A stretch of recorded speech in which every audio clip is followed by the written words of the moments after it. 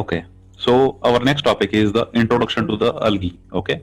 Now we are starting the unit 2 of the paper 1, that is the cryptogams. Okay. In that the first topic we have to study is the algae, because botany जो subject है उसमें देखिए जो अलगी है, फंगा है, bryophyte है, pteridophyte है, angiosperms है और जिम्नोस्पर्म्स है, इनको टिपिकली स्टडी किया जाता है. Okay, in the previous unit what we have studied about the general characteristics about the viruses, then the viroids, then the prions, then the bacteria, then the fungi. Okay, all these are nearly the non plant material. ठीक है, ये plant material उसने नहीं है. ठीक है, but now what we are starting is a typical botany. Okay, that is the algae, bryophyte, pteridophyte. We are going to study in this particular chapter. All right, now in this particular video lecture we are only focusing on the introduction to the algae. Okay, we are not going in a detail, just we are going to introduce the algae. Okay, ये जो algae होती है क्या होती है, उनका habitat क्या है, साइज फॉर्म कैसा होता है, रिप्रोड्यूस वो कैसे होते हैं, क्लासिफिकेशन है वो किस प्रकार से किया जाता है, algae का रेंज क्या है. ठीक है, ये सब कुछ जो है हम इस वीडियो लेक्चर में हम डिस्कस करेंगे. ओके, लेकिन ये जो इंट्रोडक्शन जो होगा algae के लिए, इसी के बेसिस पे आगे जो सारे लेक्चर्स है algae पे वो डिपेंड रहेंगे.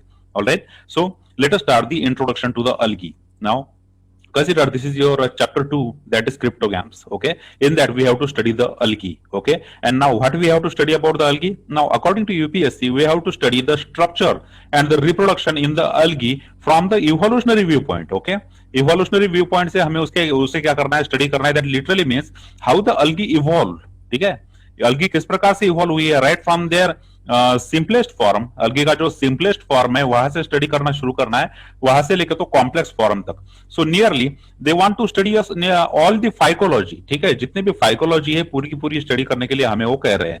Distribution of cryptogams in India. Okay, that is how the lower plants or the cryptogams are distributed in the India. And after that, we have to study their economic and the ecological importance. Okay, whatever the ecological importance of the algae, fungi, lichens, bryophyte, pteridophyte is there, we have to study that plus the economic importance as well. But we have to go through the selected examples. Okay, whatever previous year questions are there on this subject, we have to study them. We have to calculate how UPSC can ask the question on such a topic, and then and only then we should study the particular topic. All right. Now let us begin with the algae. Now consider algae. Now algae are the chlorophyll bearing. Now very important term. Till now जो कुछ हम देख रहे थे, देखिए पहले जो unit हमने कंप्लीट किया उसमें हमने वायरस की बात की, वायरोइड्स की बात की, प्रायॉन्स की बात की, बैक्टीरिया की बात की, उसके बाद हमने फंगाई की बात की. लेकिन इन सारे ऑर्गेनिज्म में क्लोरोफिल जो है, ये जो मॉलिक्यूल है विच is responsible for the photosynthesis, photosynthesis के लिए ये जो क्लोरोफिल मॉलिक्यूल रिस्पॉन्सिबल होता है, ये क्लोरोफिल मॉलिक्यूल वहां पे एब्सेंट था. ठीक है, ये क्लोरोफिल मॉलिक्यूल यहाँ पे एब्सेंट था, and that is why all these are unable to perform the photosynthesis. They don't have ability to photosynthesize and create their own food. Okay, of course there are certain exceptions in the category of bacteria. Bacteria में कुछ exceptions है, लेकिन majority 99.99% जो ये organisms है, they can't do photosynthesis because they don't have the chlorophyll pigment. Now these algae contains the chlorophyll pigment, that literally means they are photosynthetic organism, and that is why they have the autotrophic mode of nutrition. That is, they create their own food material. Okay, whatever the food material required for the algae, this food material is created in the process of photosynthesis by the algae itself, and that is why we call them as a autotrophic. Now for the bacteria, fungi, we have used the term called as the heterotrophic. That means they cannot create their own food. Okay, और वो खुद का food खुद नहीं बना सकते थे, and that is why we are calling them as a heterotrophic. While on the other hand the algae being able to have the chlorophyll pigment in their body, they are autotrophic and they can photosynthesize and create their own food. Okay, plus they are simple. Why we are calling them as a simple organism, algae? Because from the algae, if you study the plant kingdom, from algae what we have is the bryophytes. To bryophytes, then after that, after the bryophytes we have pteridophytes. Okay, and then we have the gymnosperms, and then we have the angiosperm. Now if you go by this sequence, the bryophytes are more complex than the algae, while the pteridophytes are more complex than the bryophyte. Then the gymnosperms are more complex than pteridophyte, and the angiosperms are more complex than the gymnosperms. Okay, so the complexity increases as we move forward towards the angiosperm, and that is why we consider algae as the simplest form of a plant. Okay, whatever the chlorophyll bearing plants are there, which are called as the algae, these are the simplest form in the form of plant in the plant kingdom. Plant kingdom में simplest होते हैं. ठीक है, and that is why we use the term simple to denote them. Okay, now plus they are thalloid. Now what is meant by thalloid? That their body, their structure is made up of the thallus. ठीक है, thallus like body उनका होता है, filamentous होता है, unicellular होता है, ठीक है, कभी कभी थोड़ा सा कॉम्प्लेक्स स्ट्रक्चर भी उससे शो करते हैं, but they do not show the clear differentiation like root, stem and leaves. Okay, root नहीं है, स्टेम नहीं है, लीव्स नहीं है, what they have only the thallus. Okay, वहां पे बस थैलाई होगा और थैलाई में ही सारी फंक्शनिंग होगी, वहीं पे सेल होंगे, वहीं पे फोटोसिंथेसिस होगा। कोई क्लियर डिफरेंशिएशन नहीं है कि रूट नहीं है, स्टेम नहीं है, लीव्स नहीं है, and that is why we are calling them as a thalloid. Okay, plus autotrophic. Okay, अभी हमने डिस्कस किया कि ऑटोट्रॉपिक हमें उसे क्यों कह रहे हैं, because they can create their own food. Okay, and largely aquatic organisms found in both fresh water as well as in the marine water. देखिए, लार्जली ये जो अल्गीज है ये एक्वेटिक ऑर्गेनिजम्स है, और aquatic algae are aquatic organisms जो है उसके पीछे इवोल्यूशनरी रीजन है। क्या रीजन है इवोल्यूशन का उसके पीछे, कि देखिए अल्गी का जो स्ट्रक्चर है it is not divided into root, stem and leaves. उनके पास कोई रूट नहीं है। Root are the primary organs in the plants which is responsible for the absorption of water from the soil. Soil से water निकाल के पूरी plant body में पहुंचाने का काम कौन कराते हैं, roots. who does the work of the absorption of water in the plants? It is done by the roots. Now roots which is absent in the algae, and that is why these algae have to remain inside the water always. Okay, if they want to provide the water to their bodies, they do not have roots to absorb the water from the soil, and that is why they cannot grow on the soil. Where they have to live, they have to live inside the water, and that is why largely their habitat is aquatic. उनका habitat कैसा है, aquatic habitat है। और aquatic habitat क्यों है, क्योंकि evolutionary point of view अगर हम देखेंगे तो अल्गी के पास ना रूट है, ना स्टेम है, ना लीव्स है, और रूट ना होने की वजह से वो सॉइल से वाटर एब्जॉर्ब नहीं कर सकता। अगर वो सॉइल पे आ जाएगा तो वो डेसिकेट हो जाएगा, it will desiccate.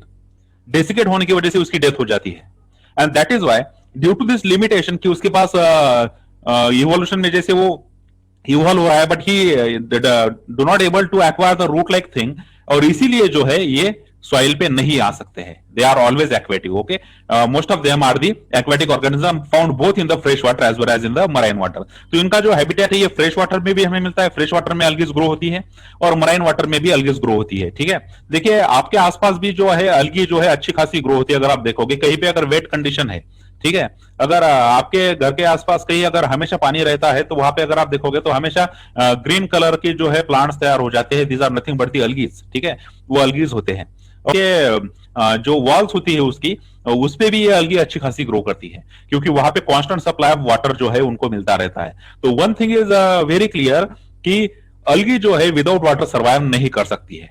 Okay, but there are certain exceptions when it forms the symbiotic associations. Okay, now see habitat की कहां पे अल्गी रहती है, जैसे अभी हमने बात किया कि जो फ्रेश वाटर है और मराइन वाटर है दोनों जगह ये हमें देखने को मिलती है। Okay, now by habitat wise they occur in a variety of other habitats as well, such as the moist stones. ठीक है, जो मॉइस्ट स्टोन्स होते हैं, स्टोन्स पे भी जो ये अल्गी है ग्रो करती है, but one thing is must, that is the stone should be moist. Stone कैसा होना चाहिए, मॉइस्ट होना चाहिए। हमेशा वहां पे वाटर का जो है अकोमुलेशन वहां पे होते रहना चाहिए। In that case the algae also grow on the moist stones plus the moist soils. Okay, अगर सॉइल है लेकिन वो हमेशा जो है वाटर का मॉइस्चर जो है वहां पे बना रहता है। ठीक है, वाटर हमेशा वहां पे रहता है, तो ऐसी कंडीशन में भी अल्गी ग्रो करती है। ओके, वुड्स, अगर वुड्स है वहां पे और उस पे भी वाटर कांस्टेंट मॉइस्चर बना रहता है, then it can also find its habitat on the woods as well. Now, some of them also occur in a symbiotic association. Of course, we have studied the lichen when it forms the symbiotic association with the fungi. When algae forms the symbiotic association with the fungi, we call them as a lichen. और lichen आप जानते हो, lichen का habitat भी हमने study किया है। जो algae typically aquatic है, due to their association with the fungi, it can now live on the habitat where there is no water. ऐसी जगह पे भी वो ग्रो कर जाते हैं, जैसे ड्राई रॉक। जो ड्राई रॉक होते हैं जिसपे ये पेडोजेनेसिस का वर्क करते हैं, ऐसे ड्राई रॉक पे भी ये क्या करते हैं, ग्रो करते हैं। Okay, and on the animals bodies as well, that is for example on the sloth bear. आप यहाँ पिक्चर में देख रहे हो, ये जो है स्लॉथ बियर है, इस स्लॉथ बियर की बॉडी पे भी अल्गी ग्रो करती है। Now how this is an symbiotic association. Lichen के बारे में तो आपको डिटेलिंग पूरी पता है कि किस प्रकार से लाइकेन होता है, फंगाई अल्गी का कॉम्बिनेशन क्या है, फोटोसिंथेसिस क्या है, फूड का एक्सचेंज क्या है, किस तरह से फंगाई जो है वो moisture and the other nutrients provide करता है to the algae.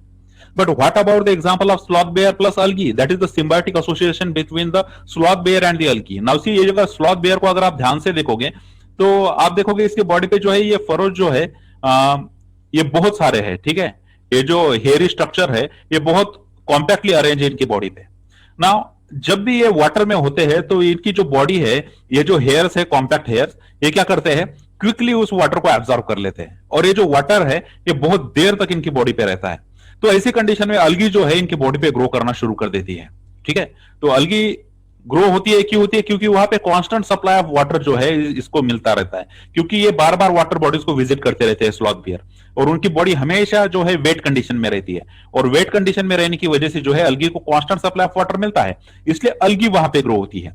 Now what sloth bear have in return, sloth bear की जो बॉडी है, due to the growing of algae on his body, the his body looks green in colour. ठीक है, उसका जो body है पूरा ग्रीन कलर का दिखने लगता है, और ये जो ग्रीन कलर होता है ये फॉरेस्ट में जो है कैमोफ्लैज करने के लिए काम में आता है। मतलब वो छुप जाता है फॉरेस्ट में जाके, अगर वो प्लांट के बीच में जाके खड़ा हो जाए तो समझ में नहीं आता है कि कौन सा प्लांट है और कौन सा स्लॉथ बियर है, क्योंकि उसकी बॉडी ऑलमोस्ट ग्रीन टर्न हो चुकी है due to the presence of algae. Okay, तो इस तरह से सिम्बायोटिक एसोसिएशन फॉर्म करती है algae with the sloth bear. Sloth bear को कैमोफ्लैज होने का मौका मिलता है। कैमोफ्लैज का मतलब होता है कि बैकग्राउंड के साथ मिक्स हो जाना। ठीक है, मतलब फॉरेस्ट में जनरली ग्रीन कलर का बैकग्राउंड होता है, ठीक है, और ग्रीन कलर का जो बैकग्राउंड होता है और ग्रीन कलर की ही बॉडी जो है ये बन जाती है इस स्लॉथ बियर की। इस वजह से वो हाइड हो जाता है बड़ी इजीली, इस वजह से प्रीडेटर से भी बच जाता है, प्लस उसको जो प्रे करने होते हैं उनको भी पता नहीं चलता है कि स्लॉथ बियर जो है आसपास है। सो स्लॉथ बियर और जो अलगी है इनका एक सिम्बायोटिक एसोसिएशन है, और अलगी को रिटर्न में क्या मिल रहा है कि उसको एक हैबिटेट मिल रहा है जहां पे वो ग्रो कर सकता है। ठीक है, so this is the algae and its habitat. All right, now consider the form and size of the algae. Okay, algae का form और size कैसे होता है? Now algae are highly variable ranging from the microscopic unicellular forms like Chlamydomonas. ठीक है, देखिए यहाँ पे फर्स्ट पिक्चर में जो आप देख रहे हो ये Chlamydomonas है, और ये Chlamydomonas है, और ये इसे एक ही सेल से बना है, that means it is unicellular. बस एक ही सेल का ये ऑर्गेनिज्म है जिसका नाम है Chlamydomonas, और ये जो Chlamydomonas algae होती है ये माइक्रोस्कोपिक है, बिल्कुल इतनी छोटी अलगी है कि नेकेड आई से देखना उसको थोड़ा सा डिफिकल्ट होता है। ठीक है, माइक्रोस्कोपिक अलगी है, बस एक ही सेल से बनी है, और इसके लिए एग्जांपल है हमारे पास क्लाइमेडोमोनास का। Then they may be are of colonial form, मतलब वो कॉलोनीज भी बनाते हैं अलगीज। ठीक है, ऐसा नहीं कि सिंगल सेल के ही बने हैं, वो कॉलोनीज भी बनाते हैं। फॉर एग्जांपल वॉलवॉक्स, अगर आप ये सेकंड पिक्चर देख रहे हो, इस सेकंड पिक्चर में देखिए कि ये वॉलवॉक्स कैसे कॉलोनीज में रह रहे हैं। ठीक है, तो इस प्रकार के कॉलोनीज भी वो बना सकते हैं, और एग्जांपल है कॉलोनीज के लिए वॉलवॉक्स। ठीक है, यूनिसेलुलर फॉर्म जैसे क्लाइमेडोमोनास है, लेकिन वो कॉलोनीज भी बनाते हैं, फॉर एग्जांपल वॉलवॉक्स, और वो उसके बाद वो फिलामेंटस फॉर्म्स भी होते हैं। ठीक है, फिलामेंट भी बनाते हैं, लाइक यूलोथ्रिक्स, यहाँ पे आप देख पा रहे हो ये यूलोथ्रिक्स है। ठीक है, यहाँ पे कैसे फिलामेंट जैसा उसका बॉडी स्ट्रक्चर है, प्लस दिस स्पायरोगायरा, यहाँ पे आप स्पायरोगायरा देख पा रहे हो फोर्थ पिक्चर में। ठीक है, तो उनका जो फॉर्म और साइज है वो बहुत वेरिड है। इससे हमें क्या पता चलता है, देखिए कि जो अलगीज होती है उसका जो फॉर्म है और उसकी जो साइज है वो बहुत वेरी करती है organism to organism. For example Chlamydomonas जो है, ये क्लाइमेडोमोनास यूनिसेलुलर है, बस एक ही सेल से बना है, सिंगल सेल एक वहां पे है बस। उसके बाद जो सेकंड एग्जांपल है वॉलवॉक्स का, वहां पे वो पूरी कॉलोनी बनाते हैं। ठीक है, तो इसलिए वो कॉलोनियल फॉर्म वहां पे दिखाई देता है, rounded colonial form. Then it may be filamentous body भी उनका हो सकता है, just as in case of the Ulothrix and the Spirogyra. And then there are such a marine forms as well, such as the kelps. ठीक है, kelps ये भी एक अलगी है। ठीक है, which forms the massive plant bodies. Okay, देखिए ये जो kelps होते हैं ये 100 मीटर्स तक ग्रो हो सकते हैं, massive plant body ये बनाते हैं। तो 100 मीटर्स तक मतलब आप समझ सकते हो 200 फुट 300 फुट तक जो है ये ग्रो कर सकते हैं these kelps. Okay, so right from the microscopic unicellular algae, that is the Chlamydomonas, to the kelps like bodies, that is 200-300 feet like bodies are created by the algae. So their size and form vary. उनका size और form जो है बहुत very करता है। कभी कभी हमें वो यूनिसेलुलर दिखते हैं जैसे क्लाइमेडोमोनास है, कभी कभी हमें वो कॉलोनियल फॉर्म में दिखते हैं, just we have the example for this as a Volvox. Then sometimes we find them as a filamentous, example is the Ulothrix and the Spirogyra, and some of the marine forms such as the kelps, they shows the huge bodies. ठीक है, huge bodies जो है हमें उनमें देखने को मिलती है।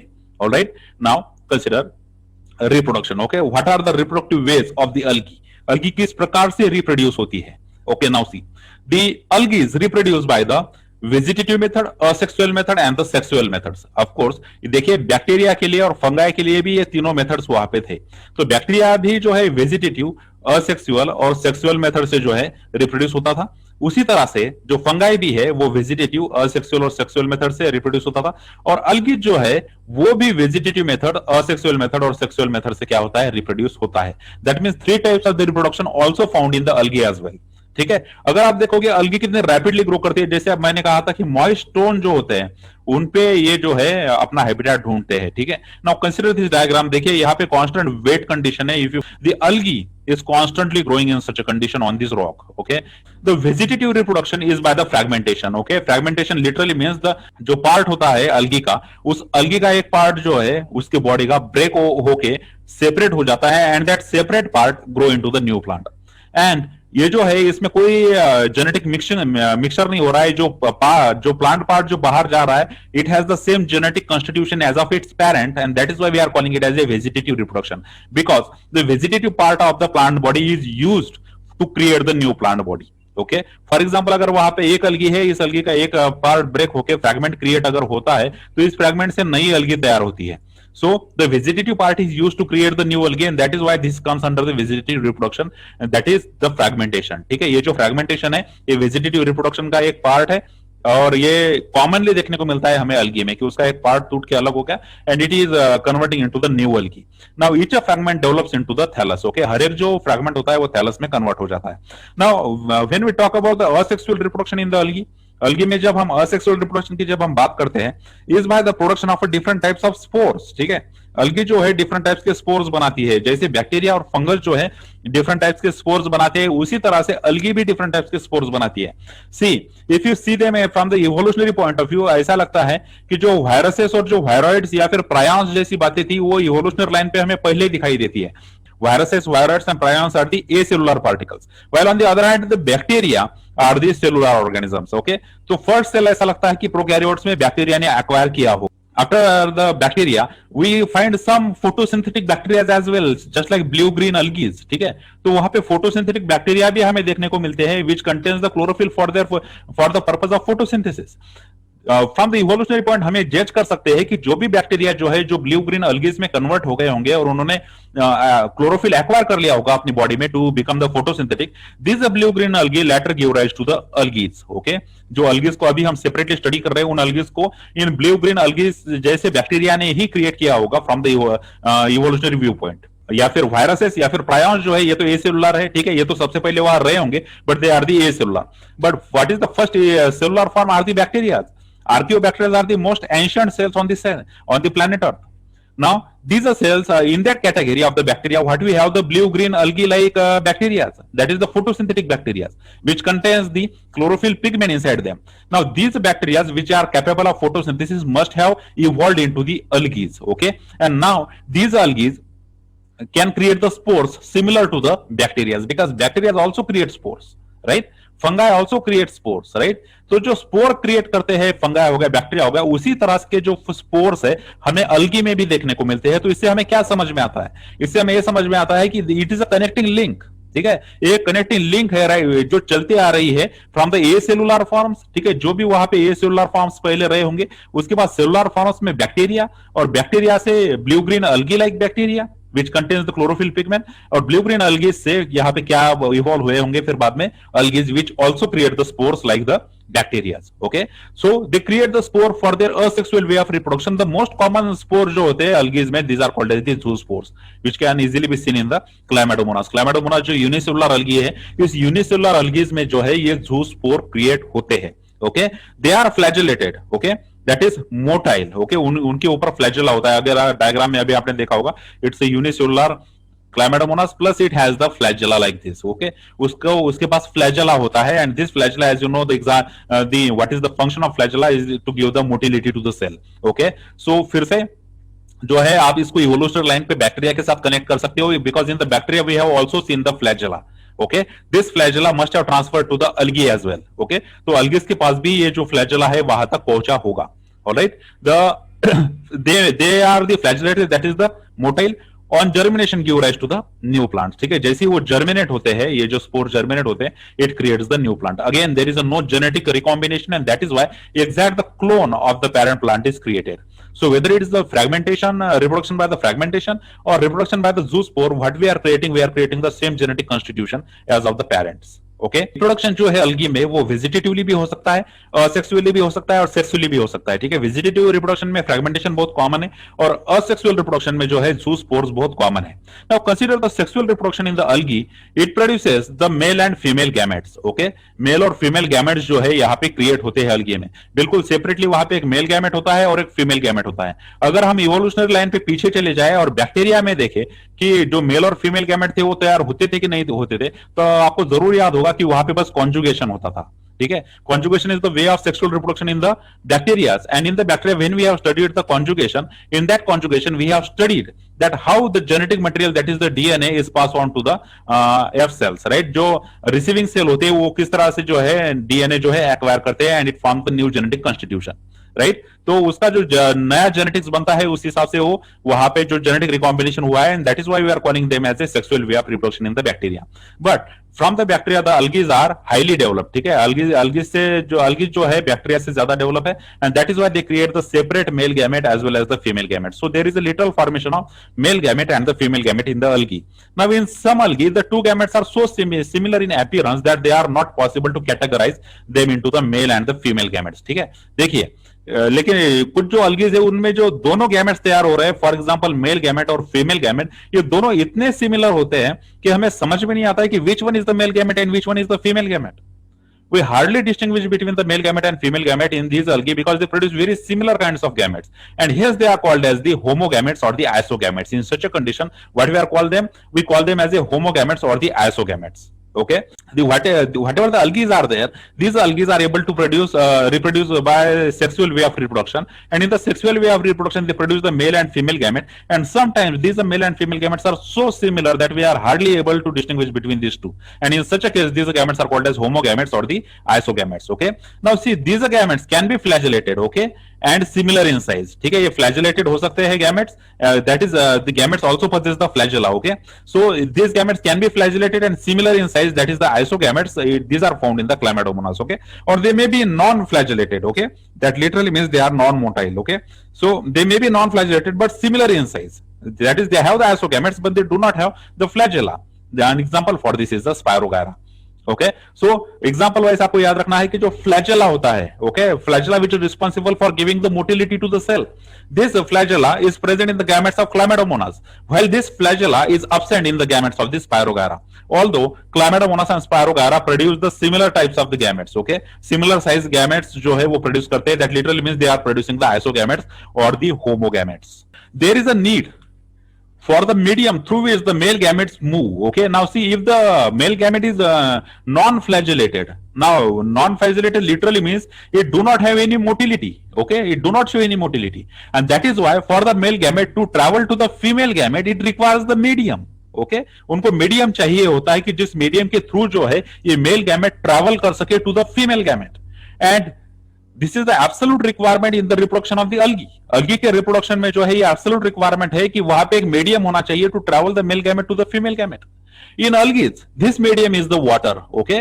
Water is the medium through which the male gamete travels to the female gamete, okay? So, these are male gametes using the water currents to reach to the female gametes in order to have the syngamy, that is the fertilization. Fertilization होने के लिए जो है algae जो है water current का इस्तेमाल करती है, and these water act as a medium to transfer the male gamete to the female gamete, okay? Through which the transfer of the gametes takes place.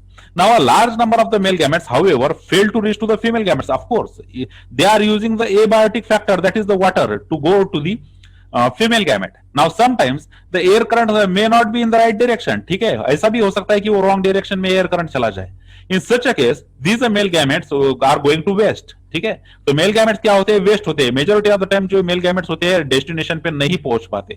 अगर उनको फीमेल गैमेट तक पहुंचना है, but they are not able to reach the female gamete due to the air current, due to the direction of the air current. Now to compensate this loss, ये loss compensate करने के लिए the male gametes produce in the several thousands of the times the number of the female gametes produce. ठीक है, female gametes जो होते हैं उससे ज्यादा क्वांटिटी में जो होते हैं मेल गैमेट्स वहां पे क्रिएट होते हैं इन ऑर्डर टू कम्पेंसेट। ठीक है, कि जो भी लॉस होगा या फिर जो भी एक आध जो मेल गैमेट होगा उसके चांसेस ज्यादा होंगे कि वो फीमेल gamete तक पहुंच जाए। That's why we have to create the more male gametes, okay, in order to reach to the female gamete. Now consider, so they require the water for the transport of the male gamete to the female gamete, right? So male gamete से female gamete तक पहुंचने के लिए उनको किसका जरूरत होता है? They require the water, Okay, now see, now after the successful fusion between the male gamete and the female gamete, okay, male gamete और female gamete के बीच में अगर successful वहां पे fertilization हो जाता है, see the fusion of the two gamete dissimilar in size, ठीक है, अगर fusion हो जाता है but the gametes are dissimilar, that is they are not the isogametes, okay, that means उनका जो साइज है मेल गैमेट्स का और फीमेल गैमेट्स का वो डिफरेंट है. In such a case, when the fusion of the two gametes are, which are dissimilar in size, which is found in the Chlamydomonas, it is known as anisogamy. उनको क्या बोला जाता है? Anisogamy बोला जाता है. Now fusion between the one large, see, and one non-motile, that is the static female gamete, and a smaller motile male gamete, it is termed as the oogamy. उसको क्या बोला जाता है? ओगैमी उसको बोला जाता है. इसके लिए जो एग्जांपल है वो है वॉल्वैक्स के और फ्यूकस के. ठीक है, तो यहां पे अगर फ्यूजन होता है, फ्यूजन होने के बाद वहां पे अनाइसोगैमी भी हो सकती है या फिर ओगैमी भी हो सकती है. ओके, तो अनाइसोगैमी और ओगैमी ये जो है ये इंपॉर्टेंट टर्मिनोलॉजी है in while describing the reproduction in the algae. ठीक है, अलगी में जब आप रिप्रोडक्शन लिखते हो तो उसमें अनाइसोगैमी और ओगैमी जो है आपको टिपिकली उसको एक्सप्लेन करना पड़ता है कि जिसमें देखिए ओगैमी क्या होता है कि if the one large are non motile, that is the static female gamete. Okay, female gamete कैसा है? लार्ज है but it is non motile. ये नॉन मोटाइल है, स्टैटिक है, एक ही जगह पे रहता है. एंड द स्मॉलर मोटाइल, ठीक है, मेल गैमेट जो है कैसा है? स्मॉलर है लेकिन मोटाइल है. It had flagella. Okay, it is when such a fusion occurs, it is termed as the oogamy. Example is the volvox and the fucus. Now, in most of the aquatic algae, the syngamy occurs in the external medium, that is water. Okay, देखिए syngamy का मतलब होता है कि mail और female gamete जो है यहाँ पे क्या हो रहे हैं? फ्यूज हो रहे हैं. That literally means the fertilization. Plant kingdom में हम वर्ड यूज करते हैं, इसको बोला जाता है fertilisation. That is the fusion of the male gamete with that of the female gamete. Generally in the algae, okay, this happens outside their body. ठीक है, उनके बॉडी के बाहर ही होता है और ये होता है वाटर में. Okay, that is the male and female gametes are fusing with each other but outside the body of the organism. Okay, this type of the gamete fusion is called as the external fertilization. इसलिए हमें अलगी में क्या देखने को मिलता है कि वहां पे जो है फर्टिलाइजेशन इंटरनल नहीं है, it is called as the external fertilization. Okay, while on the other hand, if you remember about the angiosperm, what is the mechanism of the transfer of fusion of the gametes in angiosperm? The anther reaches to the stigma, and from stigma the male gamete reaches to the ovary. That is the internal fertilization. It occurs on the inside the body of organism. वहां plant body के अंदर fertilisation होता है. But what happens in the algae? They shows the external fertilisation. External fertilisation literally means the fusion of the gametes और the syngamy और the fertilisation outside their body, that is in the surrounding water. Water में जाके उनमें क्या होता है? Fertilisation वहां पे होता है.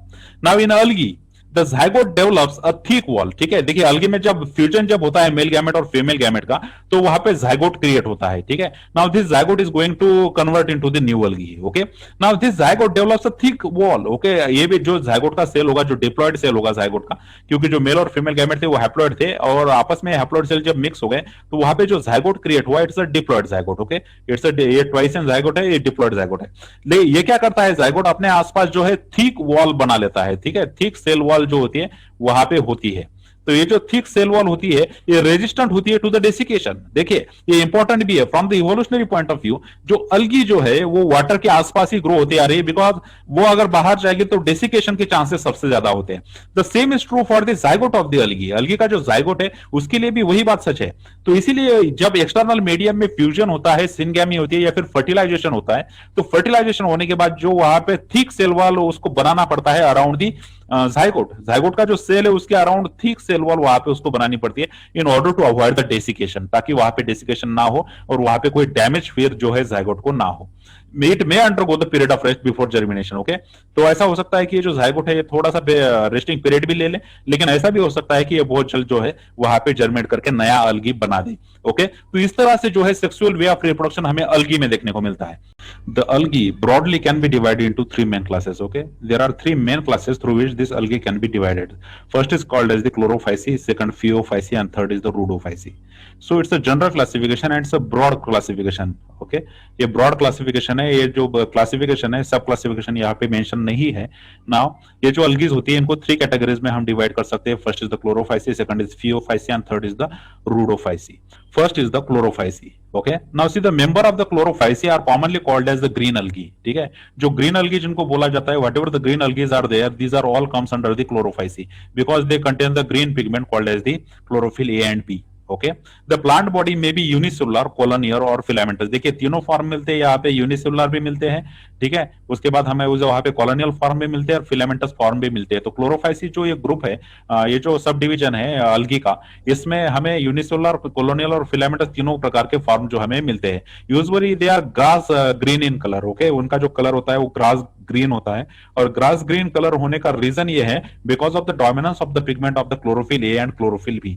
This is very important because this classification is primarily depend on which type of the pigment in present in the particular type of algae, and depending upon that the algae are classified into chlorophyceae, phaeophyceae and the rhodophyceae. Okay, in case of the chlorophyceae they contain the dominant pigment called as the chlorophyll A and chlorophyll B. So due to the presence of chlorophyll A and chlorophyll B, the grass green color is acquired by these algae. Okay, these are popularly called as the green algae. They may be unicellular, colonial or the filamentous, and they predominantly possess the chlorophyll pigment A and B. Now see, the pigments are localized in the definite chloroplast. Okay, whatever the pigments are there, that is the chlorophyll A and chlorophyll B, these are located in the definite, वहां पे एक जो organ है, जो organelle है, जिसको बोला जाता है क्लोरोप्लास्ट, ठीक है। ये क्लोरोप्लास्ट के अंदर ये पिगमेंट होते हैं और आप जानते हो chloroplast is the prime organelle where the photosynthesis occur. Why? Because this chloroplast contains the pigment called as the chlorophyll, and this chlorophyll pigment is responsible for trapping of the light and convert it into the food material. Okay, so chlorophyll pigment is present in the chloroplast organelle. Okay, ये जो algae होती है इसमें chloroplast organelles होते हैं, और ये जो chloroplast organelle जैसे आप यहाँ देख पा रहे हो, ये chloroplast organelles जो होते हैं इनके अंदर chlorophyll molecule present होते हैं। Now ये जो chloroplast होते हैं they may be discoid, plate-like, reticulate, cup shape और the spiral or ribbon shape in a different species। ठीक है, ये जो क्लोरोफाइसी के जितने भी मेंबर्स हैं, ये क्लोरोप्लास्ट के जो शेप है उसमें बहुत वेरी करते हैं। कभी कभी उसमें डिस्कॉइड शेप आता है, कभी प्लेट लाइक दिखते हैं वो, कभी रेटिकुलेट दिखते हैं, कभी कप शेप दिखते हैं, कभी स्पाइरल तो कभी रिबन शेप वो दिखाई देते हैं। ठीक है, so all these are the different types of shapes. ठीक है, ये डिफरेंट टाइप्स के शेप्स होते हैं जो क्या प्रोवाइड कर, जो अलग अलग अलगीज में हमें देखने को मिलती है, which are belonging to the Chlorophyceae. Chlorophyceae की जितने भी अलगीज होती है उसमें ये क्लोरोप्लास्ट के अलग अलग शेप हमें देखने को मिलते हैं। सो इस स्लाइड में आपको ये बताया गया कि जो क्लोरोफाइसी है, क्लोरोफाइसी के जो मेंबर्स हैं उनको पॉपुलरली ग्रीन अलगी बोला जाता है। ठीक है, what they are popularly called as, they are called as the green algae. Why they are called as green algae? Because predominant pigment is the chlorophyll A and chlorophyll B. Chlorophyll A and chlorophyll B are present in the chloroplast organelle, okay, where the photosynthesis occurs, and this chloroplast may be of the various shapes and sizes in these members of the chlorophyceae. All right, now consider most of the members have the one or more storage bodies, okay, जिनको बोला जाता है पायरेनॉइड्स। okay, इनके पास जो Chlorophyceae के members होते हैं उनके पास स्टोरेज बॉडीज होती है। ठीक है, इन स्टोरेज बॉडीज को बोला जाता है पायरेनॉइड्स। सी देखिए, ये क्लाइमेडोमोनास का यहाँ पे आप सिंगल सेलुलर स्ट्रक्चर देख रहे हो, and this chlamydomonas contains the pyrenoid. ठीक है, ये जो पायरेनॉइड होता है, these are nothing but the storage bodies, they may be one or more present in the cell. Okay, so the members of the chlorophyceae possess the storage bodies which are called as the pyrenoids. These the pyrenoids are located in the chloroplast. Okay, ये वही chloroplast है जहां पे chlorophyll pigment भी है, और इसी chloroplast के अंदर और क्या प्रेजेंट है, इस क्लोरोप्लास्ट के अंदर और क्या प्रेजेंट है? It is the pyrenoids. Pyrenoids are nothing but the storage bodies. Okay, these pyrenoid stores or contains the protein beside the starch. Okay, proteins भी स्टोर करते हैं और उसके अंदर जो है स्टार्च भी वो वहां पे क्या करते हैं? स्टोर करते हैं। तो protein and store, proteins and starch are stored in a particular storage bodies. These are called as the pyrenoids which are found in the chlorophyceae, and these pyrenoids are present inside the chloroplast. ठीक है, chloroplast के अंदर ये जो ये होते हैं पायरेनॉइड्स, ये प्रेजेंट होते हैं। देखिए, ये जो ऐसी टर्मिनोलॉजी होती है पायरेनॉइड जैसी, यूपीएससी जो है ऐसी बातों को पूछने के लिए जो है पहले से ही जो इंटरेस्टेड होती है वो, क्योंकि ये जो पायरेनॉइड्स है ये स्पेशल स्ट्रक्चर बनाते हैं क्लोरोफाइसी में, और ये स्टोरेज बॉडीज होती है और क्लोरोप्लास्ट में प्रेजेंट होती है। तो ऐसे टॉपिक पे 5 मार्क्स के लिए क्वेश्चंस पूछे जाते हैं। तो पायरेनॉइड को जो थोड़ा है हाईलाइट करके आपने रखना है नोट में। इसके बाद जब हम इंडिविजुअल फॉर्म देखेंगे वहां पे पायरेनॉइड को डिटेल में स्टडी करेंगे। Okay, so the members of the chlorophyceae contains the one or more storage body in the form of pyrenoids which are present in the chloroplast, and they contain the protein besides the starch. Okay, now see, some algae may store the food in the form of oil droplets। ठीक है, देखिए पायरेनॉइड छोड़ के वहां पे और भी जो है स्ट्रक्चर्स हो सकते हैं जिसमें फूड मटेरियल को स्टोर किया जा सकता है. These are called as the oil droplets. इनके अंदर क्या होते हैं? ऑयल ड्रॉपलेट्स होते हैं कुछ algae के अंदर, which are belonging to the chlorophyce. Now green algae usually have the rigid cell wall made up of the inner layer of the cellulose and outer of the pectose. ठीक है, rigid उनमें cell wall होती है और जरूरत भी है क्योंकि वो वाटर में रहते हैं. ठीक है, और सेल रिजिड सेल वॉल उनके पास होती है और इनर जो सेल वॉल होती है वो सेलुलोज से बनी होती है और जो आउटर जो सेल वॉल होती है वो पेक्टोस से बनी होती है. ओके, सो केमिकल कंपोजिशन जो होता है इनके सेल वॉल का नोट डाउन करके रखना है. जनरली प्लांट्स में हम बोलते हैं कि cellulose plus hemicellulose plus the pectins are the chemical components in the cell wall of the plants की जो सेल वॉल होती है वो सेलुलोज, हेमिसेलुलोज और पेक्टिन से बनी होती है, ऐसा हम जनरली बोलते हैं. ठीक है, अब अलगी भी कोई एक्सेप्शन नहीं है. Algae belongs to the plant kingdom and this algae's cell wall in that the inner layer is made up of the cellulose and the outer layer is made up of the pectose. All right, now consider vegetative reproduction जो होता है chlorophyceae के members में, is takes place through the fragmentation. ठीक है, जैसे generally हमने reproduction देखा था अलगीज में, क्लोरोफाइसी में वेजिटेटिव रिप्रोडक्शन जो है वो फ्रैगमेंटेशन से ही होता है और by the formation of different types of spores. Okay, now ये जो असेक्सुअल रिप्रोडक्शन होता है it is generally acquired by the flagellated zoospore produce in the zoosporangia. Okay, वो ज़ूस्पोरेंजिया बनाते हैं और इस ज़ूस्पोरेंजिया में ज़ूस्पोर क्रिएट होते हैं और ये फ्लैजेलेटेड होते हैं zoospore. That means they has the ability to move. Okay, एक जगह से दूसरी जगह मूव करने की एबिलिटी उनके पास होती है because they contain the flagella. ठीक है, उनके पास क्या होता है? फ्लैजेला होता है. सो असेक्सुअल रिप्रोडक्शन जो होता है वो फेमसली जैसे ज़ूस्पोर होते हैं अलगी में, तो क्लोरोफाइसी में भी ज़ूस्पोर से होते हैं और ये फ्लैजेलेटेड होते हैं which are borne on the structure which is called as the zoosporangia. Okay, now the sexual reproduction जो है shows the considerable variation in the type and the formation of sex cells. ठीक है, ये इनमें बहुत variation होता है. Chlorophyceae के जितने भी मेंबर्स है ये अलग अलग टाइप का जो है ये क्या दिखाते हैं? ये दिखाते हैं सेक्सुअल वे ऑफ रिप्रोडक्शन दिखाते हैं कि किस तरह से सेक्स सेल्स क्रिएट होंगे. इसमें बहुत वेरिएशन है. इट मे बी आइसोगैमस, अनाइसोगैमस और दी oogamous. ठीक है, आइसोगैमी भी हो सकती है, अनाइसोगैमी भी हो सकती है और oogammy भी हो सकती है. आइसो में जैसे हमने पहले डिफाइन किया था कि सिमिलर गैमेट्स बनते हैं और अनाइसो और oogamous हमने डिफाइन किया था कि किस प्रकार से वहां पे फ्लैजेला और होने से और ना होने से जो है वहां पे अनाइसोगैमस रिप्रोडक्शन हो सकता है या फिर oogamous भी हो सकता है. और आइसोगैमी में हमने बोला था कि कैसे सिमिलर गैमेट्स वहां पे तैयार होते हैं.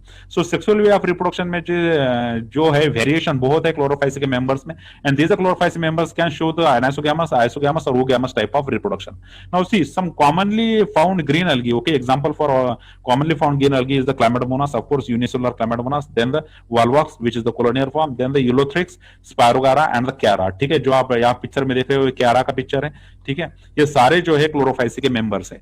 सो Chlamydomonas, Volvox, Ulothrix, then Spirogara and the Chiara, all these are the Chlorophyceae members. Okay, तो इस प्रकार से जो है क्लोरोफाइसी जो है एक पर्टिकुलर डिवीजन बनाता है इनटू द अलगीज में. Okay, now consider second one is the Phaeophyce and we should compare how the Phaeophyce is different from the Chlorophyce.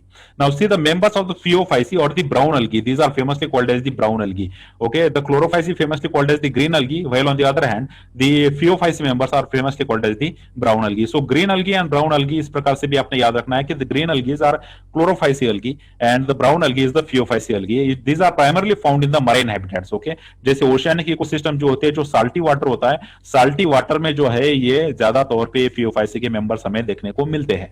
Okay, now they shows the great variation in size and form. Of course यहाँ पे आप पहली अलगी देख रहे हो, यहाँ पे दूसरी अलगी देख रहे हो. साइज और फॉर्म में जो है बहुत ये क्या है डिफरेंस दिखाते हैं. Okay, now they range from the simple branch filamentous form like ectocarpus to the profusely branch forms like kelps. ठीक है, देखिए केल्प्स जो होते हैं जैसे आप यहाँ पे देख पा रहे हैं, केल्प्स जो है प्रोफ्यूजली ब्रांच होते हैं जैसे कोई प्लांट है ऐसा लगता है, बट दिस इज अलगी. ठीक है, यहाँ पे कोई डिफरेंशिएशन नहीं है स्टेम, रूट और लीव्स का, लेकिन ये बिल्कुल प्लांट की तरह दिखाई देते हैं. ठीक है, which can may reach up to the 100 metres in height. 100 metres मतलब 300 फीट होता है ऑलमोस्ट. ठीक है, तो इतना भी हाइट ये अचीव कर सकते हैं. While on the other hand जो इक्टोकार्पस आप यहाँ पे देख रहे हो, ये इक्टोकार्पस जो होता है ये ब्रांच और फिलामेंटस फॉर्म आप यहाँ पे देख सकते हो.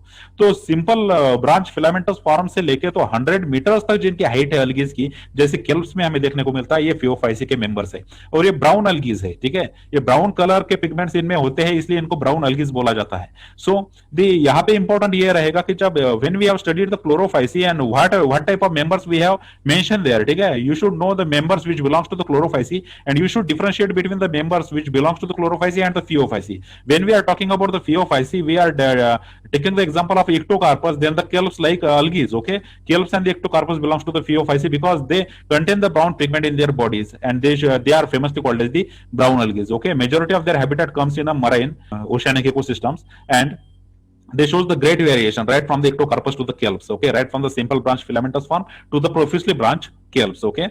Now consider, now they possess the chlorophyll A and C, of course, carotenoids and the xanthophylls, okay. देखिए यहाँ पे क्लोरोफिल बी जो है कंप्लीटली एब्सेंट है, और यही बात आपको नोट डाउन करनी होती है, okay. You should be able to differentiate between the Chlorophyceae and Phaeophyceae depending upon the pigment. In the Chlorophyceae what we have said, in the Chlorophyceae we have the chlorophyll A plus the chlorophyll B. Chlorophyll A and chlorophyll B is the predominant pigments in the chlorophycy. While in the pheophycy, what we have? The chlorophyll A plus chlorophyll C plus carotenoids plus the xanthophylls. All these pigments are present in the pheophycy, but the chlorophyll strictly absent. And that is why it shows the brown color instead of the green color.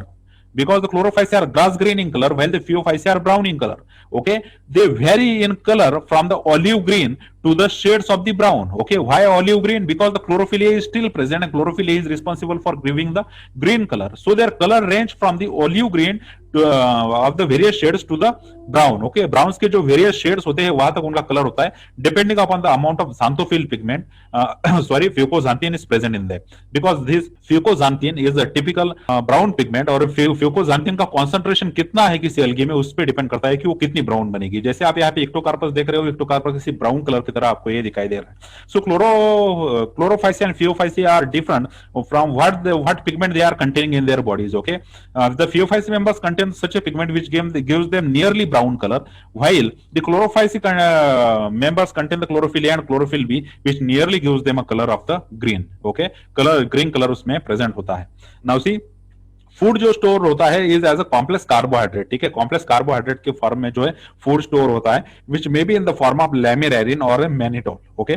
देखिए किस form में food को storage किया जाता है, देखिए लैमिनेरिन, ये जो केमिकल कंपाउंड है, इस लैमिनेरिन के फॉर्म में फूड को स्टोर किया जाता है, या फिर मैनिटोल जो शुगर है, इस मैनिटोल में जो है फूड को स्टोर किया जाता है, ओके। तो फूड जो स्टोर हो रहा है as a complex carbohydrate which is in the form of laminarin and the mannitol, alright. Now consider the vegetative cells जो होते हैं have the cellulose wall which is usually covered outside by the gelatinous coating of the algin। देखिए ये सबसे important है कि आपको पता हो कि फियोफाइसी के टिपिकल कैरेक्टरिस्टिक क्या है। when we have seen about the chlorophycy, in the chlorophycy we don't have any gelatinous coating outside to the cell wall, but in the phiophycy what we have is a gelatinous coating outside the cell wall, and it is generally made up of the algin, okay। algin is the chemical compound which is produced by these algae, okay। ये जो algae होती है pheophysis से belong करने वाली, these algae are famous for production of the algin, and the cellulosic cell wall जो होती है ये बाहर से कवर्ड होती है जिलेटिनियस कोटिन से, because of their marine habitat, ठीक है। मराइन हैबिटेट जो होती है, मराइन हैबिटेट में ये सारी एडेप्टेबिलिटी जरूरी होती है, and that is why they create the gelatinous coating outside their cell wall, okay। Now inside the cell wall the protoplast, there is a presence of protoplast, and this protoplast contains the additional in addition to the plastid a centrally located vacuole and the nucleus, of course these are the eukaryotic cell, और eukaryotic cell में सारे membrane bound organelles होते हैं, और ये जो membrane bound organelle होते हैं उसमें vacuole भी है, nucleus भी है, ठीक है। अंदर plastids भी होते हैं। plastids का मतलब होता है कि जो plastids ये जो है ये कलेक्टिव टर्म है, और plastids में क्लोरोप्लास्ट, ल्यूकोप्लास्ट, ऑल दिस प्लास्ट, ये जो सारे अलग अलग प्रकार के पिगमेंट लेने वाले जो ऑर्गेनल्स है वो सब आते हैं, ठीक है। So plastid also contains the chloroplast, then vacuole and the nucleus present inside these cells because these are the eukaryotic cell and possess all the membrane bound organelles, okay। Now see the plant body जो होती है pheophycy के members की, the plant body of the pheophycy member is usually attached to the substratum by the holdfast। देखिए अगर वो उसकी substratum पे अटैच है तो नीचे एक होल्डफास्ट होता है इस प्रकार का, जिससे वो अटैच करते हैं सबस्ट्रेटम को। जैसे आपको यहाँ इस डायग्राम में दिख रहा है ये होल्डफास्ट है, और इस होल्डफास्ट से वो सबस्ट्रेटम को क्या रहते हैं, अटैच रहते हैं। And this holdfast has a stalk, okay. This stalk is called as this type. देखिए यहाँ पे आपको दिख रहा है ये स्टाइप है, इस पोर्शन को क्या बोला जाता है, stipe. And the leaf like photosynthetic organ, उसके बाद देखिए ये पूरा एक लीफ लाइक फोटोसिंथेटिक ऑर्गन आपको यहाँ पे दिखाई दे रहा होगा। ये लीफ लाइक फोटोसिंथेटिक ऑर्गन जो है इसको बोला जाता है फ्रॉन्ड, ओके। क्या नाम है इसका, इसको बोला जाता है frond. So the basic body structure of the phaeophyceae members is divided into the three parts. The part which is attached to the substratum, which helps the plant to got attached to the substratum, it is called as the holdfast. After the holdfast, we have the small stalk, which is called as this type, and after this type, there is a larger portion of the leaves-like photosynthetic organ. This leaves-like photosynthetic organ is called as the frond. तो आप समझ सकते हो कि जैसे Chlorophyceae के जो members है, इन क्लोरोफाइसी के मेंबर से ज्यादा डिफरेंशिएशन कौन दिखाता है? ये फियोफाइसी के मेंबर्स दिखाते हैं, क्योंकि क्लोरोफाइसी के members on the other hand, when we talk about chlorophyceae member like chlamydomonas और the volvox, they shows the very simple structure, but the phaeophyceae member shows some kind of differentiation. यहां आप देखिए, evolutionary point of view आप ऐसे समझ सकते हो कि होल्ड फास्ट को आप रूट के साथ कंपेयर कर सकते हो, stalk we can compare it with the stem, while the frond we can compare it with the leaves. Okay, so root stem and leaves comparable structure जो है थोड़े से अलगी में हमें दिखाई देते हैं फियोफाइसी के मेंबर्स में. ठीक है, अब ये जो स्ट्रक्चर है, ऐसा हो सकता है कि ब्रायोफाइट्स में यही इवॉल्व होकर कुछ और बन गए, टेरिडोफाइट में इवॉल्व होकर कुछ और बन गए, और उसके बाद जिम्नोस्पर्म में स्टेब्लिश हो गए और एंजियोस्पर्म में और एडवांस हो गए. ठीक है, सो the basis for the evolution is rightly started from the bacteria itself. ठीक है, बैक्टीरिया से ही ये सब कुछ स्टार्ट हो गया था. And after that we have the chlorophyll in the algae.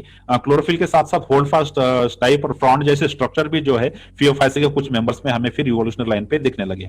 Okay, now the vegetative reproduction is of course by the fragmentation.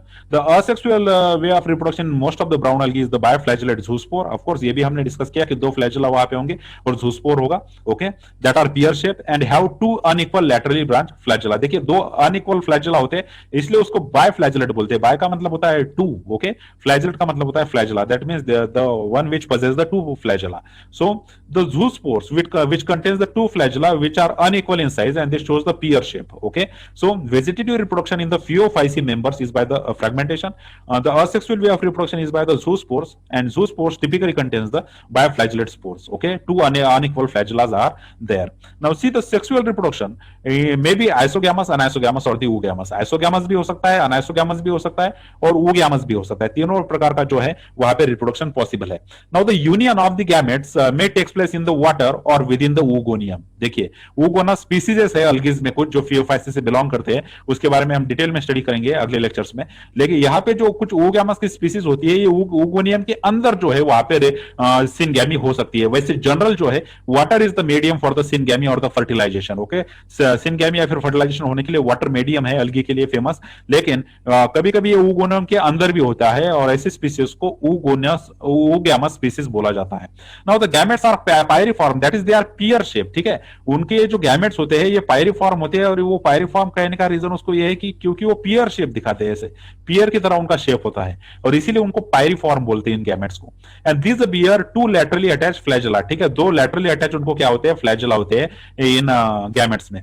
The common example for these phaeophyceae members is the ectocarpus, जो अभी हमने देखा, right, dictyota, laminaria, sargassum and the fucus. ठीक है, ये जो Fucus अलगी है, ये आप पिक्चर में यहाँ पे देख पा रहे हो कि किस प्रकार के थैलस लाइक स्ट्रक्चर वो जो है दिखा रहा है, और आपको लग रहा होगा कि ये बिल्कुल ब्रायोफाइट की तरह दिख रहा है. ठीक है, लेकिन यही इवोल्यूशन का कमाल है कि थोड़े से ये जो अलगीज है जो ब्रायोफाइट की तरह दिखते हैं, यही अलगी जो है बाद में ब्रायोफाइट में कन्वर्ट हुई होगी. ठीक है, सो whatever the Phaeophyceae members are there, you should remember them carefully, because while put forwarding the examples for the Phaeophyceae, you should be able to write down at least 5. Okay, Ectocarpus, Dictyota, Laminaria, Sargassum and Fucus, all these algae are belonging to the Phaeophyceae. Okay, so this is the group of Phaeophyceae which is very comparable to the Chlorophyceae, but they show certain different distinguishing characteristic in the form of pigments or in the form of body differentiation. Okay, तो आपको दोनों बातें तो Chlorophyceae and Phaeophyceae you should remember, but at the same time you should remember what is the difference between the Chlorophyceae and the Phaeophyceae. Okay,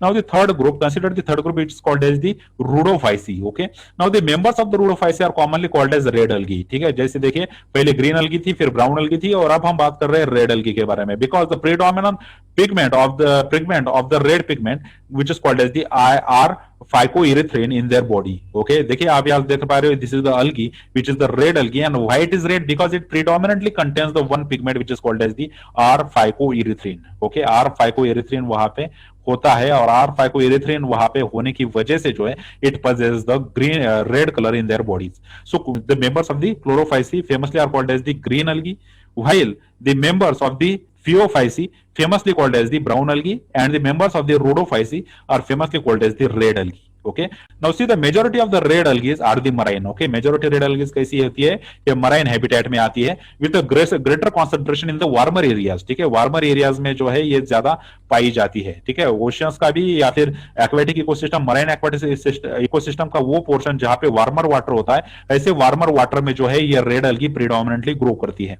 they occur in both well lighted regions close to the surface of water and also to the great depths in the ocean where relatively very little light penetrates. देखिए, this is the characteristic feature of the rhodophysi that they occurs at the surface, okay, where there is a अच्छी खासी वहां पे light condition होती है, sunlight is reaching in a plentiful. ठीक है, लेकिन कभी कभी वो deep down to the bottom of the ocean में भी जो है दिखाई देते हैं, जहां पे बहुत कम लाइट पहुंचती है. Okay, so light is not the limiting factor for this rhodophysi members. Okay, high light जहां पे होती है, हाई इंटेंसिटी ऑफ लाइट जहां सरफेस पे होती है, वहां पे भी ये मेंबर्स ग्रो करते हैं.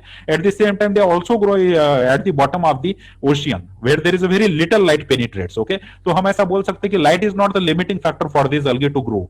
Now see the red thalli of the most of the red algae is are multicellular. Okay, they generally do not show the unicellular form and they shows the multicellular form. As we are moving to from chlorophysi to the phaeophysi and from phaeophysi to the rhodophysi, the forms are getting complex and complex. Okay, this is how the evolution takes place between them.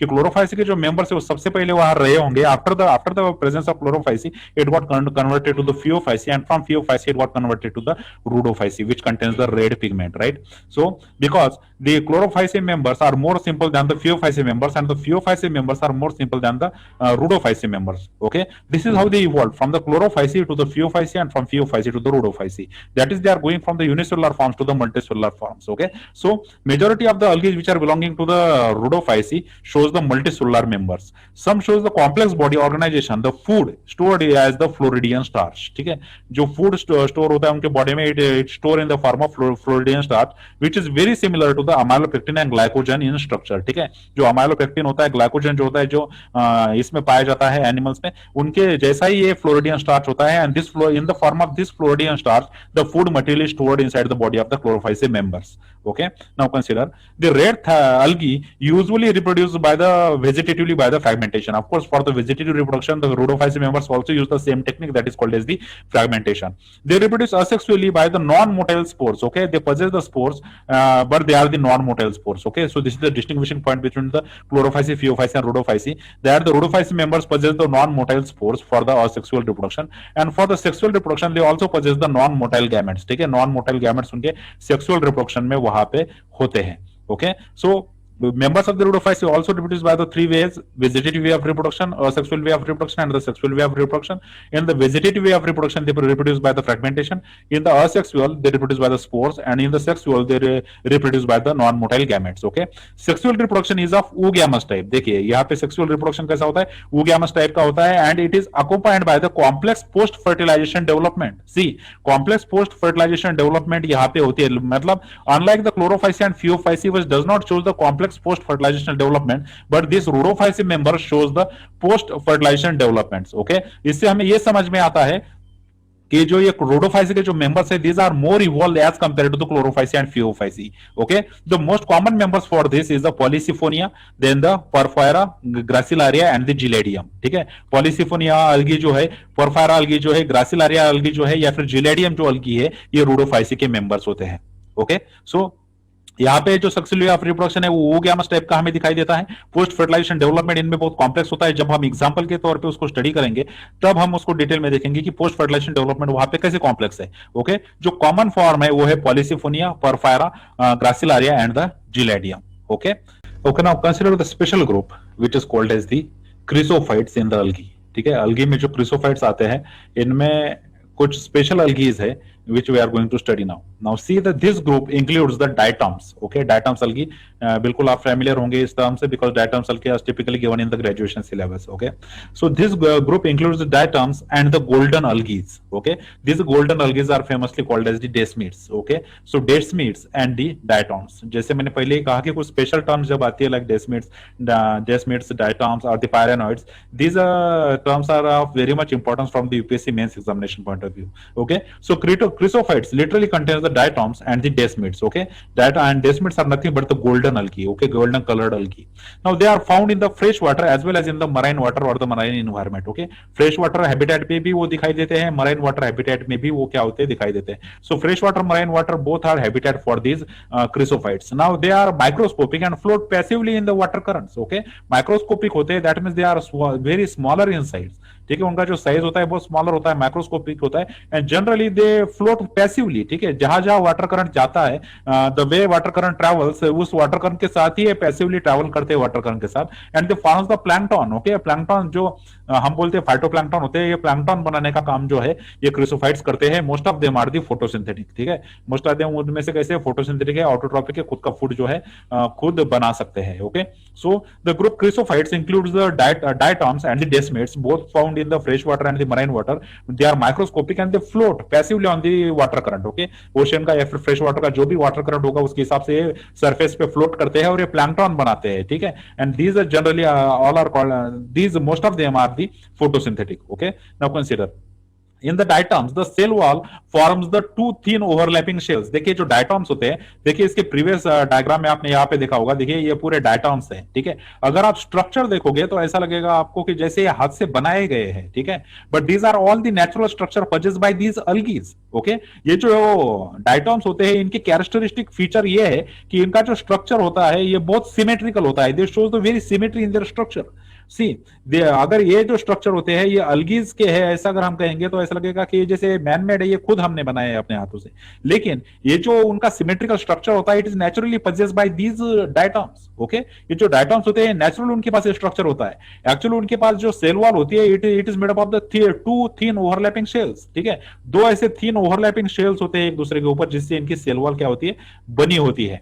And which fits together like a soap box. जैसे soap का box होता है ना, जैसे एक के ऊपर एक वो बराबर फिट बैठता है, तो सोप बॉक्स की तरह ये दो ओवरलैपिंग शेल जो है एक दूसरे के ऊपर फिट बैठते हैं. So in diatoms the cell wall forms the two thin overlapping shells and these are two overlapping shells fit together in such a way that it forms the soap box. Okay, now see the walls contains the silica. Okay, whatever the cell walls of the diatoms are there, these are cell walls contain the silica in them. Okay, silica chemical compound is present in this cell wall of these diatoms and due to this the walls are indestructible. ठीक है, जिसको destroy नहीं किया जा सकता. ठीक है, मतलब वो इतने टफ बन जाते हैं इन सिलिका की वजह से, इन सिलिका की वजह से वो उनमें एक टफ अपीयरेंस आता है और इन टफ अपीयरेंस आने की वजह से वो इंडेस्ट्रक्टेबल बन जाते हैं. ठीक है, उनको तोड़ा नहीं जा सकता बाद में. Now see these diatoms have lived behind the large amount of the cell wall deposits in their habitat. See over thousands of years. ठीक है, जैसे हमने कहा कि इनडिस्ट्रक्टेबल है उनका cell wall, that is why their cell wall whatever remain over thousands of year it is accumulated in that particular area where that diatoms are growing in the past. Okay, क्योंकि वो इंडेस्ट्रक्टेबल है, उनकी cell wall जो है वहां पे उस area में परसिस्ट कर जाती है जहां पे 100 ईयर्स से जो है वो डायटॉम्स ग्रो कर रहे हैं. Now this accumulation over billions of years refer to as diatomaceous earth. इसको क्या बोला जाता है, डायटोमिशियस अर्थ बोला जाता है. तो देखिए फिर से स्पेशल टर्म यहाँ पे मेंशन हो रही है और इस स्पेशल टर्म को आपको याद रखना है क्योंकि ऐसे क्वेश्चन जो है यूपीएससी मेंस पूछ लेती है. सो एटोमेशियस अर्थ जो है यहाँ पे क्रिएट होती है due to the remaining of the cell wall of the diatoms. Okay, diatoms जो होती है उनकी सेल वॉल जो होती है इनडिस्ट्रक्टेबल होती है क्योंकि उनके अंदर silica as a chemical component होता है. And due to this they remain indestructible and due to their indestructibility they remain there for the thousands of year. और जितने डायटम्स उस स्पैन में आके वहां से चले गए हैं and that is why they create an such area where there is a large amount of cell walls of the diatoms and they form the diatomaceous earth. वो डायटोमेशियस अर्थ बनाते हैं वहां पे. Now see, being gritty, this diatom soil is used in the polishing. ठीक है, देखिए ये जो डायटॉम सॉइल होती है जिसमें ओवर बिलियंस ऑफ ईयर्स से अकोमुलेट हुए, ये पॉलिशिंग के तौर पे यूज की जाती है. फिल्ट्रेशन जो किया जाता है ऑयल का उसके लिए यूज की जाती है और इससे सायरप भी बनाए जाते हैं. ठीक है, diatoms are the chief producers in the marine ecosystem. Of course ये जो मराइन इकोसिस्टम में लार्ज पोर्शन जो है अलगी का वो डायटॉम का है और इसीलिए जो है वो चीप प्रोड्यूसर्स है. वहां पे प्रोड्यूसर का मतलब होता है कि वो इकोसिस्टम में फूड प्रोडक्शन का काम करते हैं. तो एक्वेटिक इकोसिस्टम में, मराइन इकोसिस्टम में जो है मेनली फूड प्रोडक्शन का काम जो है यहाँ पे कौन करता है, it is done by the diatoms. Okay, क्योंकि डायटॉम का जो नंबर है, ये जो प्लैंकटन बनाते हैं उनका नंबर बहुत हाई होता है. Okay, now C Our next topic is the dinoflagellates. ठीक है, dinoflagellates के बारे में देखिए. These organisms are mostly marine and the photosynthetic. ये भी marine होते हैं, photosynthetic होते हैं. ये भी algae है, ये marine होती है और photosynthetic होती है. And they appear as a yellow, green, brown, blue or the red, depending upon the main pigment present in their cell wall. ठीक है, ये जो dinoflagellates होते हैं ये red भी हो सकते हैं, green भी हो सकते हैं, brown हो सकते हैं, blue हो सकते हैं, red हो सकते हैं. ये डिपेंड करता है कि उनमें कौन सा पिगमेंट वहां पे प्रेजेंट है. Now cell wall is stiff cellulose plates on the outer surface. ठीक है, उनकी जो सेल वॉल होती है वो स्टीफ सेलुलोज प्लेट से बनी होती है on the outer surface. Most of them possess the two flagella and no surprise कि वहां पे क्यों उसे डायनोफ्लैजेलेट्स बोला जाता है. Okay, because most of them possess the two flagella. One lies longitudinally and other lies transversely to the furrow between the cell wall plates. ठीक है, जो वॉल प्लेट्स होती है उन वॉल प्लेट्स से एक जो फ्लैजेला है वो लॉन्जिट्यूडिनल होता है और दूसरा जो होता है वो ट्रांसवर्स होता है, और इसीलिए इनको फेमसली डायनोफ्लैजेलेट्स बोला जाता है. ठीक है, di means two, flagella means flagella, right. So flagellates means the one which possess the flagella and dino means two those organisms which possess the two flagella is called as the dinoflagellates. Okay, तो ये किसी भी colour के हो सकते हैं depending upon उनका जो ये है पिगमेंट कौन सा है उनके बॉडी में, और उनकी जो सेल वॉल होती है ये उसमें दो फ्लैजेला होते हैं and one flagella cell wall के लॉन्जिट्यूडिनल प्रेजेंट होता है, दूसरा ट्रांसवर्सली वहां पे प्रेजेंट होता है. Okay, now see, very often these are dinoflagellates. For example, Goniulax. ठीक है, ये Goniulax उसका एक एग्जांपल है.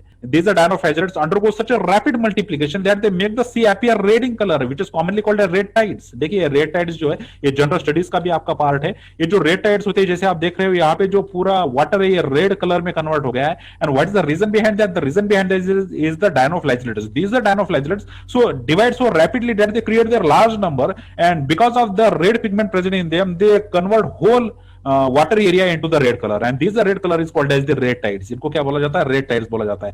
और ये जो डायनोफ्लैजेलेट्स होते हैं कभी कभी एक टॉक्सिन भी रिलीज करते हैं, और उनका नंबर लार्ज होने की वजह से लार्ज अमाउंट ऑफ टॉक्सिन भी जो है रिलीज होता है वहां रेड अलगी से, even to kill the other marine animal such as fishes. ठीक है, तो इस वजह से फिशेस की भी यहाँ पे क्या होती है? मोर्टेलिटी होती है. ठीक है, तो जैसे हम अलगे के बारे में देख रहे हैं, आपने क्लोरोफाइसी देखा, फियोफाइसी देखा, उसी तरह से आपने रूडोफाइसी देखा. उसी के साथ साथ क्रिसोफाइट्स के मेंबर आपको याद रखने हैं, जिसमें डायटॉम्स की और डेस्मिड्स की हमने बात की थी. उसके बाद डायनोफ्लैजेलेट्स में हमने रेड टाइड्स की बात की. तो ये आपने जनरल स्टडीज जो है आपका पोर्शन, इसमें भी ये टॉपिक्स कवर होते हैं. ठीक है, तो इसीलिए यहाँ पे स्पेशली मेंशन किया गया है कि UPSC preliminary examination point of view जो है इस पे क्वेश्चंस बनते हैं. ओके, सो रेड टाइड्स क्यों आती है या फिर डायटॉम्स क्या होते हैं, डेस्मिड्स क्या होते हैं, तो ये सब कुछ पूछा जा सकता है in the UPSC preliminary examination. So dinoflagellates जो होते हैं, दो फ्लैजेला की वजह से डायनोफ्लैजेलेट्स उनको बोला जाता है. कभी कभी इतना रैपिड मल्टीप्लिकेशन होता है उनमें कि अपना नंबर वो खुद इतना बढ़ा लेते हैं कि वो रेड टाइड्स क्रिएट कर देते हैं. Whole area of the water is turn into the red colour, और रेड कलर में टर्न होने की वजह से जो है यहाँ पे कुछ टॉक्सिन भी वो प्रोड्यूस करते हैं, and due to this toxin वहां पे फिश की मॉर्टेलिटी भी होती है. ओके, तो ये जो सारे इंट्रोडक्टरी पॉइंट्स थे अलगी के बारे में, ये सब कुछ आपने केयरफुली याद रखने हैं. ठीक है, thank you very much for being with me. See you in the next one.